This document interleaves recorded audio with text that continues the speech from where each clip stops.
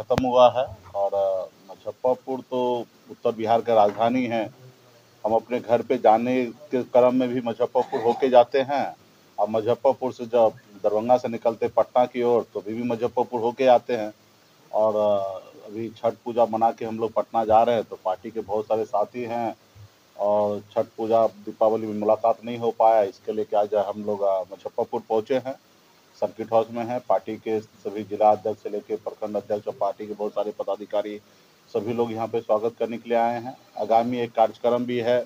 आप सबको पता है कि बिहार में निषाद आरक्षण संकल्प यात्रा को लेकर 101 दिन का मेरा यात्रा पूरा हुआ 4 नवंबर को। उसके बाद ये भी संकल्प यात्रा को हम लोगों ने विस्तार दिया कि पूरे बिहार में यूपी और झारखंड मिला के 14 रैली करना है, जिसमें से एक रैली मुजफ्फरपुर में भी निर्धारित हुआ है और 6 दिसंबर को मुजफ्फरपुर में होना है। तो इसके लिए पार्टी के सभी पदाधिकारी गांव-गांव में घूमकर अपने लोगों को जागरूक कर रहे हैं, सभी को संकल्प करवा रहे हैं। और पुनः 6 तारीख को बोचहा में जो कार्यक्रम रखा गया है, वहाँ पे पूरे मुजफ्फरपुर जिला और अगल-बगल के लोग आएंगे और वहाँ पे अपने आप को संकल्प करेंगे। जिस तरीके से हम लोगों ने पूरे बिहार में संकल्प किया कि आरक्षण नहीं तो गठबंधन नहीं, गठबंधन नहीं तो वोट नहीं। इस नारा के साथ हम लोग आने वाले 2024 में मजबूती से लड़ाई लड़ रहे हैं। अपने समाज को, जो हमारी एजेंडा है, मुद्दा है कि समाज को आरक्षण मिले। जब बंगाल में आरक्षण है तो बिहार में क्यों नहीं? जब दिल्ली में निषाद को एससी का आरक्षण है तो बिहार में क्यों नहीं? पिछले 9-10 साल से लगातार हम लोग लड़ाई लड़ रहे हैं। अभी हमें लगता है कि हम लोग बहुत अच्छे समय पे आ गए हैं। एक तरफ मोदी जी को प्रधानमंत्री बनना है, दूसरी तरफ राहुल गांधी जी को प्रधानमंत्री बनना है और ना ही हमें प्रधानमंत्री बनना है, ना ही कुछ बनना है। हमें जो हमारी लड़ाई है निषाद को आरक्षण दिलाना, इसके लिए मजबूती से समाज को जागरूक कर रहे हैं और इस लड़ाई में सभी को जोड़ रहे हैं कि अपने आने वाले बच्चे के भविष्य के लिए, अपने बच्चे का हक अधिकार के लिए सब लोग एकजुट होइए और लड़ाई लड़िए, ताकि देश में आपको सम्मान के साथ आप खड़ा हो सकते। तो इसके लिए तैयारी है और इसी के क्रम में आज पार्टी के सभी साथी यहाँ पे उपस्थित हुए। सभी से वार्तालाप होगा और आने वाले समय में कैसे कार्यक्रम करना है, उसका रूपरेखा तय होगा।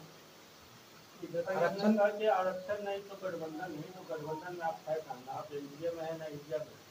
हाँ, हम किसी के साथ नहीं है, खास करके एनडीए के साथ नहीं है। और लड़ाई तो एनडीए के साथ है, हमारा मोदी जी से है, क्योंकि देश में प्रधानमंत्री नरेंद्र मोदी जी है और आरक्षण का मांग उन्हीं से है। और उन्हीं को कहते हैं कि भाई आरक्षण नहीं दीजिएगा तो कोई उम्मीद नहीं कीजिए कि आपके साथ हम जाएंगे। और निश्चित तौर पे अपने समाज के हक अधिकार के लिए लड़ाई लड़ रहे हैं। हम लोग राजनीति करने के लिए सिर्फ नहीं आए।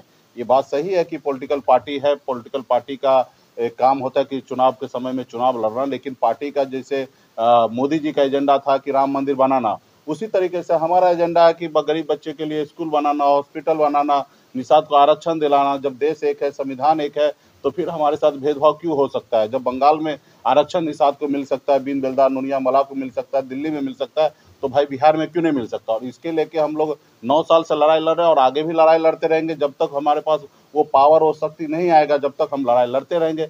एक ना एक दिन हम निश्चित तौर पे सफल होंगे।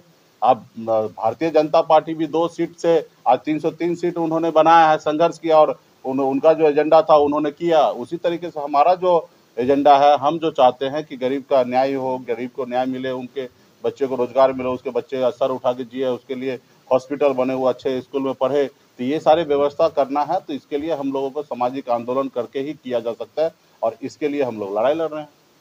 यात्रा चला, कोई अमल किया? हमें किसी से क्या लेना देना? प्रधानमंत्री हमको थोड़े बनना है, जिनको बनना है वो उनको फिक्र रहना है। और हाँ कि हम तो अपना काम करते हैं।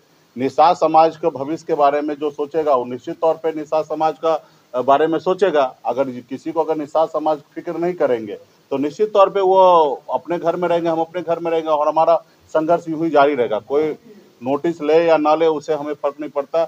हम अपने काम को मजबूती से पूरा करेंगे। ऑफिस में किसके साथ जाना है वो कब तक तय हो जाएगा? निश्चित तौर पे 2024 के समय में किसी गठबंधन के साथ ही रहेंगे, लेकिन इसके लिए हमारा 6 दिसंबर तक रैली है। रैली करने के बाद फिर पार्टी के लोगों से बात होगा, चीज़ें जो हमारे एजेंडा है उसको एक्सेप्ट करेंगे। उसके बाद हम लोग निर्णय आने वाले समय में लेंगे। अभी फिलहाल तो हमारी जो कार्यक्रम है उसको लेके हम लोग काम करेंगे। ये याद रख लीजिए, बिहार में बेगर मल्लाह का बेटा नाव का कोई भी पार नहीं लगेगा। हम लोग उस कुल खानदान से हैं कि जो हमारे पूर्वज ने श्री रामचंद्र जी को पार लगाए हैं। तो हमें किसी का नाव पे बैठने की आवश्यकता नहीं है। जो हमारे नाव पे बैठेगा वही पार लगाएगा और वही दिल्ली में सरकार बनाएगा। तो इस बार पहले हमारे पूर्वज ने पार लगाने के लिए कुछ नहीं लिया, लेकिन इस बार हमें अगर हमारे नाव पे बैठकर किसी को पार लगना है तो पहले आरक्षण देंगे, उसके बाद हम नाव पे बैठाएंगे। नाव पे बैठ के जो भी पार करना चाहते हैं, नाव को लेकर डूब रहे राजभूषण निषाद चौधरी पिछले चुनाव में मुजफ्फरपुर से आपके प्रत्याशी थे, आज भाजपा में, ये आपके जो भी विधायक थे वो भी आज भाजपा में, तो जो भी वीआईपी को एक वोटर थे वो खुद को ठगा हुआ महसूस कर रहे हैं कि वीआईपी के नाम पे, मल्लाह के नाम पे आप वोट को लेते हैं, पर वो जाते तो भाजपा में ही है। देखिए, अभी आप मेहनत कीजिएगा, आप घर में कुछ संपत्ति को जमा करके रखिएगा, रात को कोई चोरी कर ले तो आप कैसे गुनाहगार हो सकते? चोरी करने वाला गुनहगार होगा, कराने वाला गुनहगार होगा। तो जिन लोगों को मान लीजिए शॉर्टकट मार के आगे भागना है तो वो अपना काम करेंगे, रहा कि जिनको चोरी करवाना वो गुनहगार है। हम तो अपना काम कर रहे हैं। आपने देखा कि गरीब निषाद समाज जो है वर्षों से संघर्ष करके पहली बार आज़ाद भारत में, हिंदुस्तान में, बिहार में पहली बार सर उठा के जीने लायक अपनी पार्टी बना, अपना दल बनाया, 4 विधायक बना और अब बिहार में अपने लोगों के लिए काम कर रहा था। लेकिन आपने देखा सामंतवादी विचारधारा वाले लोग, उन्होंने नहीं चाहता है कि निषाद समाज सर उठा के जिए। उन्होंने सर कुचलने का काम किया, अपने पैरों के तले दबा के जैसे हजारों साल से रखा था वैसे उसी तरीके से सोच रखकर उन्होंने हमारे विधायक को खरीद लिया और अपने पक्ष में कर लिया। तो खैर उनका जो काम है वो करते रहेंगे, लेकिन हमारा जो काम है संघर्ष करना।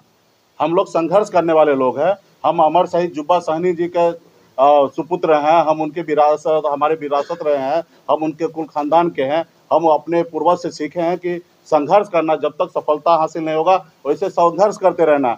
आज हम 900 रुपये महीने पे नौकरी में करता था, संघर्ष के बदौलत इस मुकाम तक पहुँचे हैं।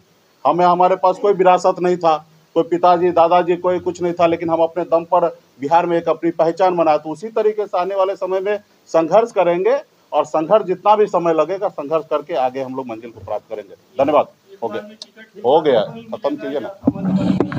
अरे हो गया, चलिए भाई। क्या बीजेपी में जाने का ऑप्शन ले रहे हैं? अभी कुछ नहीं हुआ, बात हो गया। धन्यवाद।